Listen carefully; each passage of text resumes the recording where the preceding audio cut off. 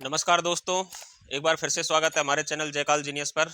आज हम बात करेंगे कि यूपीएस यानी यूनिफाइड पेंशन स्कीम की हकीकत क्या है और जो सरकारी कर्मचारी या सरकारी जो संगठन है कर्मचारियों के, वो इसका विरोध क्यों कर रहे हैं। ठीक है। और जो तीसरी महत्वपूर्ण चीज़ है वो आज हम देखेंगे कि यूपीएस के सारे पॉइंट है जो भी क्लियर मैं इसमें वीडियो के माध्यम से करूंगा कि आपको लमसम कितना मिलेगा। इसके अलावा वीआरएस या रिजाइन लेने पर पेंशन कब स्टार्ट होगी। ठीक है। 10% जो आपका कॉन्ट्रीब्यूशन हो रहा है उसका क्या होगा। ठीक है।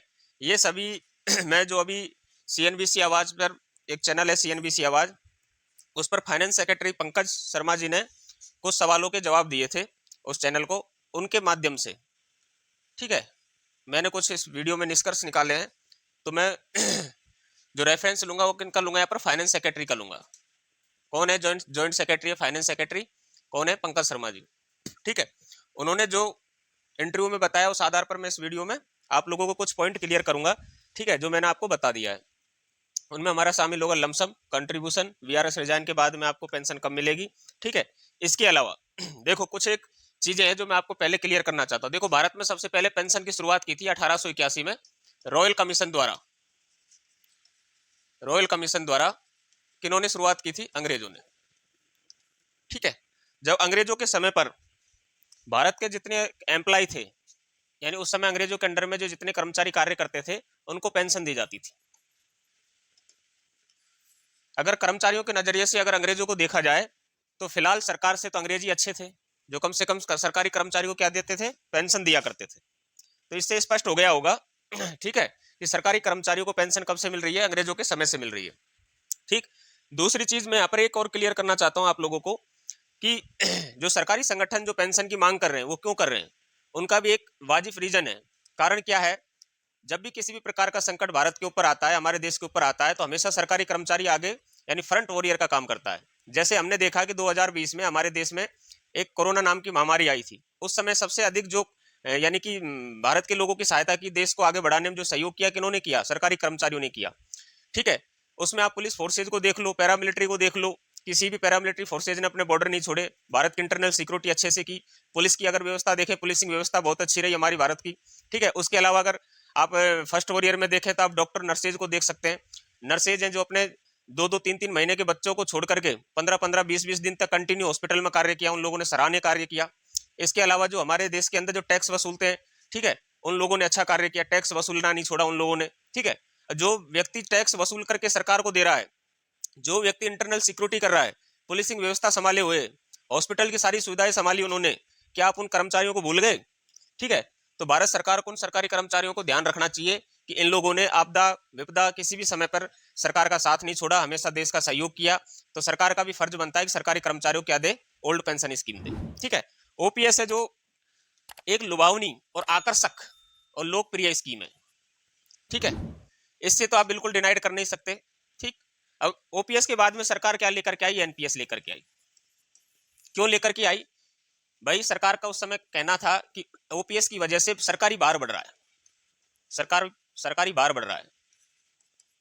तो सरकारी भार बढ़ रहा है, लेकिन सरकारी कर्मचारी तो आपको टैक्स वसूलना नहीं छोड़ रहा है, सारा कार्य अपना समय पर कर रहा है। अब ये सरकार का दायित्व बनता है कि वो किस प्रकार से अपने फंड्स को मैनेज करे, फंड्स को मैनेज किस प्रकार से करे। सरकारी कर्मचारी ने तो अपना कार्य कर दिया, लेकिन फंड मैनेजमेंट का कार्य किसका है, सरकार का है। और सरकार को एक अच्छे से फंड मैनेज करके सरकारी कर्मचारी के हित के बारे में सोचना चाहिए, पहली बात तो। फंड मैनेजिंग का काम सरकारी कर्मचारी का नहीं है, वो काम किसका है, फाइनेंस सेक्रेटरी का है, सरकार का है, या फिर फाइनेंस मिनिस्टर का है। सरकारी कर्मचारी का कार्य नहीं है। आप अपना कार्य अच्छे से नहीं कर पा रहे हो, आप अपना फंड मैनेज नहीं कर पा रहे हो, जिससे सरकारी कर्मचारी को क्या नहीं मिल पा रही है, पेंशन नहीं मिल पा रही है।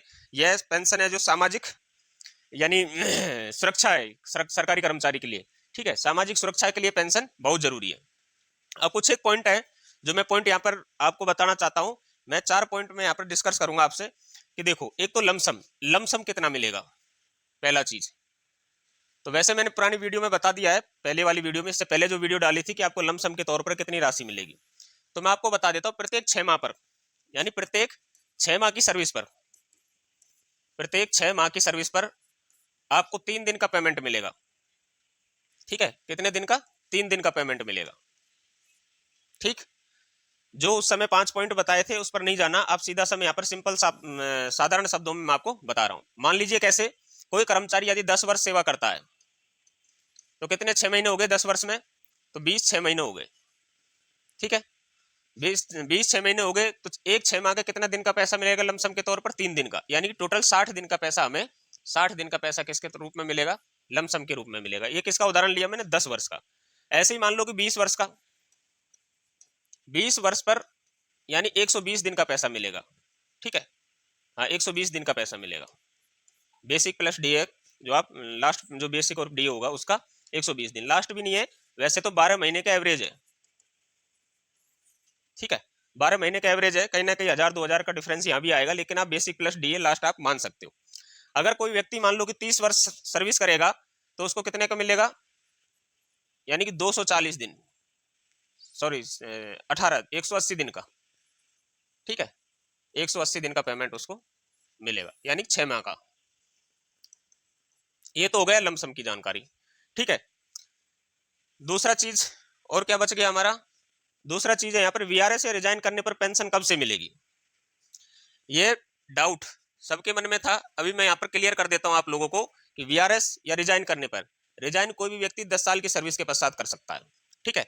इसमें मिनिमम 10 साल की सर्विस करने पर ही आपको क्या दी जाएगी, पेंशन दी जाएगी। और मिनिमम पेंशन कितनी होगी, 10,000 रुपए प्लस में उस पर डीआर होगा, ठीक है 10 साल सर्विस करने पर। लेकिन जो आपको पेंशन दी जाएगी वो पेंशन दी जाएगी 60 वर्ष के पश्चात। कब दी जाएगी, 60 वर्ष के पश्चात। यानी कि मान लीजिए कोई कर्मचारी 30 वर्ष की आयु पर जॉब लगा, 10 साल उसने जॉब की, यानी टोटल कितने हो गए, 40 वर्ष की उम्र हो गई उसकी। उसके बाद उसको 20 वर्ष तक किसका पेंशन के लिए इंतजार करना पड़ेगा, कितने वर्ष, 20 वर्ष तक।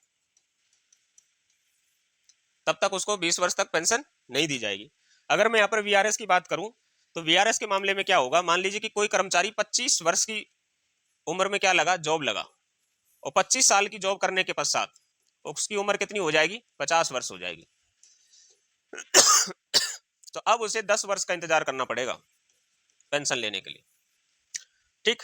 अगर इस दौरान किसी भी प्रकार की दुर्घटना कर्मचारी के साथ घटित होती है तो उसका क्या होगा, अभी इसमें किसी भी प्रकार का स्पष्ट प्रावधान अभी नहीं दिया गया है, ठीक है। अब वो तो सरकार ही बताएगी कि उसके प्रावधान क्या होंगे। अगर मान लीजिए कोई कर्मचारी पेंशन की सीमा तक पहुंचने से पहले या आयु तक पहुंचने से पहले ही एक्सपायर कर जाता है तो उस मामले में क्या होगा, तो इसका क्लियरिफिकेशन आ जाएगा 1 अप्रैल 2025 से पहले पहले, ठीक है। तो ये अभी क्लियर नहीं हुआ है।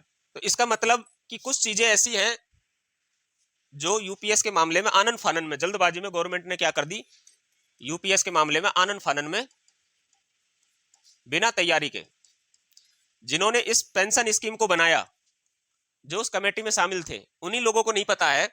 खाली 5 पॉइंट लिख के दे दिए पेपर पर कि आपको ये चीजें दी जाएंगी, लेकिन उन खुद लोगों को पता नहीं है कि अभी हमें आगे क्या करना है, ठीक है। तो आप इससे अंदाजा लगा सकते हैं कि यूपीएस है जो एक जबरदस्ती थोपी जाने वाली पेंशन स्कीम है, जैसे कि 2004 में एनपीएस थोप दी गई थी सरकारी कर्मचारियों के ऊपर। तो अभी इसके अंदर क्या करने जा रही है गवर्नमेंट, आपसे अभी ऑप्शन फॉर्म भरवाया जाएगा एनपीएस से यूपीएस में स्विच होने के लिए, यूपीएस में स्विच करने के लिए। और यहाँ पर ध्यान देने वाली बात यह है कि अगर आपने एक बार एनपीएस से यूपीएस के अंदर स्विच कर लिया अकाउंट, तो फिर वापस आप यूपीएस से एनपीएस के अंदर नहीं आ सकते, ठीक है। तो जब भी ऑप्शन फॉर्म भरें, जब तक उसका पूरा क्लियरिफिकेशन ना जाए यूपीएस का, तब तक आप एनपीएस से यूपीएस में स्विच करने का ऑप्शन फॉर्म पहली बात तो ना भरें, तो आपके लिए बेटर होगा, ठीक है। क्योंकि अभी जिन्होंने यूपीएस लॉन्च किया है उन्हीं व्यक्तियों को इसके बारे में पता नहीं है कि इसकी टर्म्स कंडीशंस क्या होंगी, कब पेंशन मिलेगी, कितनी मिलेगी, उन खुद को नहीं पता है। तो हम लोगों को कहां से मालूम होगा। जैसे पहले 20 साल लग गए हम लोगों को एनपीएस को समझने में, ऐसे ही यूपीएस को समझने में कम से कम 20 साल लग जाएंगे हमको, ठीक है। क्योंकि गवर्नमेंट ने एनपीएस के बारे में कहीं भी हम लोगों को स्पष्ट तौर पर नहीं बताया था, तो पूरे 20 साल लगे थे हमें एनपीएस को समझने में। तो ऐसे यूपीएस को समझने में 20 साल लगने वाले, ठीक है।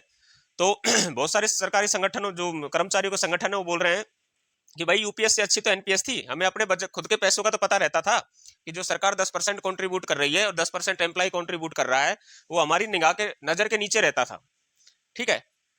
नजर के क्या रहता था, नीचे रहता था, हमें दिखता रहता था कि भाई ठीक है 10% गवर्नमेंट ने यहाँ पर डाल दिया है, 10% मेरा डल गया, अभी टोटल बैलेंस इतना हो गया है, ठीक है।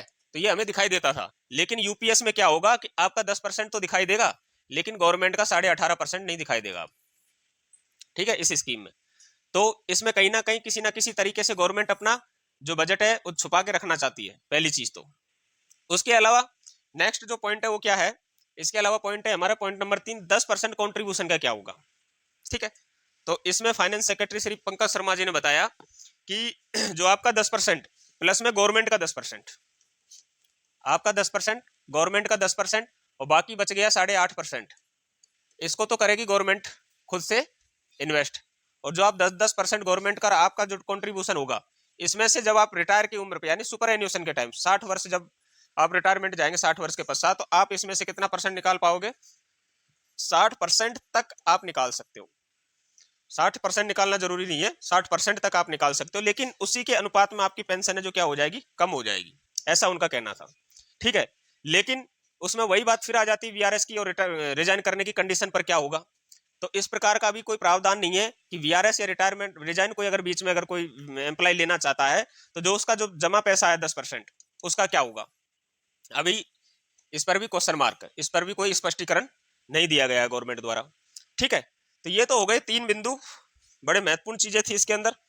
ठीक और बहुत सारे जो बड़े बड़े जो मीडिया हाउसेज हैं जो गा रहे थे कि बता रहे थे कि सर यूपीएस बहुत अच्छी स्कीम लेकर आ गई है सरकार, यूपीएस ऐसा लेकर के आ गई है, फलाने फलाने देश में भी यूपीएस है। अरे भाई, जिन देशों के अंदर यूपीएस पेंशन व्यवस्था है उनकी ग्रेड मालूम है कौन सी है, मैं आपको बता देता हूं, नीदरलैंड, आइसलैंड, आइसलैंड इत्यादि देश, यहाँ पर यूपीएस है मैं मानता हूं, लेकिन इनकी ग्रेड पता है कितनी है, इनकी ग्रेड है A+। ठीक है, और भारत की पेंशन व्यवस्था की पता है ग्रेड कौन सी है, D ग्रेड। ठीक है, ये हालत तो जब है जब चौथी अर्थव्यवस्था है पूरे विश्व की जिसको D ग्रेड मिली हुई है हमें पेंशन व्यवस्था में। हमसे अच्छा तो चाइना है, चाइना को C ग्रेड है पेंशन व्यवस्था में। ठीक है, मैं बात करूं इसके अलावा यूएसए, यूएसए को B ग्रेड है। मैं बात करूं ब्रिटेन, ब्रिटेन को B+ है। तो आप कहां तुलना कर रहे हो भाई उनकी पेंशन व्यवस्था से हमारे देश की पेंशन व्यवस्था के साथ में, हमारी तो D ग्रेड है उसके अंदर। ठीक है, और बाकी जो यूपीएस की आप बात करो, नीदरलैंड, आइसलैंड, उनकी A ग्रेड है। कितना फैसला हो गया, 3 स्टेज का फैसला आ गया इसके अंदर, समझ गए आप कैसे आपने उसके साथ में तुलना कर दी कि भाई फलाने देशों में भी यूपीएस लागू है, वहां भी अच्छी व्यवस्था माना गया है इसको, तो उसको अच्छी व्यवस्था बनाओ ना, उसको A ग्रेड दिलवाओ पेंशन को, तब हम उसकी बराबरी करेंगे उन देशों की। ठीक है, खैर कोई बात नहीं, ये आज का मेरा विषय नहीं था, फिर भी मैंने बता दिया आपको मोटा मोटी। एनपीएस से यूपीएस में सिर्फ एक बार स्विच कर सकते हैं ये बता दिया आपको, यूपीएस में वीआरएस रिजाइन का बता ही दिया है आपको, 18.5% का बता दिया है। ठीक, इसके अलावा सरकारी संगठन मांग कर रहे हैं कि भाई तुमने 2 ऑप्शन दे दिए, अभी जो ऑप्शन दिए गए हैं सरकारी कर्मचारी को, या तो वो एनपीएस में रह सकता है या यूपीएस में स्विच कर सकता है, लेकिन सरकारी संगठनों का कहना है कि आप इसके अंदर एक ऑप्शन और डाल दीजिए ओपीएस, सरकारी कर्मचारी खुद इसमें से चयन कर लेगा कि उसको कौन सी पेंशन व्यवस्था चाहिए। सरकार को ज्यादा अच्छी व्यवस्था यूपीएस जैसी देने की कोई जरूरत नहीं है, आप सरकारी कर्मचारी के ऊपर छोड़ दीजिए कि यूपीएस सरकारी कर्मचारी लेना चाहता है, अडॉप्ट करना चाहता है, या यूपीएस या एनपीएस। ठीक है, तो ये आज के महत्वपूर्ण बिंदु रहे। यदि आपको वीडियो अच्छी लगी हो तो हमारे चैनल को सब्सक्राइब और वीडियो को लाइक और अधिक से अधिक शेयर जरूर करें, और वीडियो को लास्ट तक देखने के लिए आप लोगों का बहुत बहुत धन्यवाद।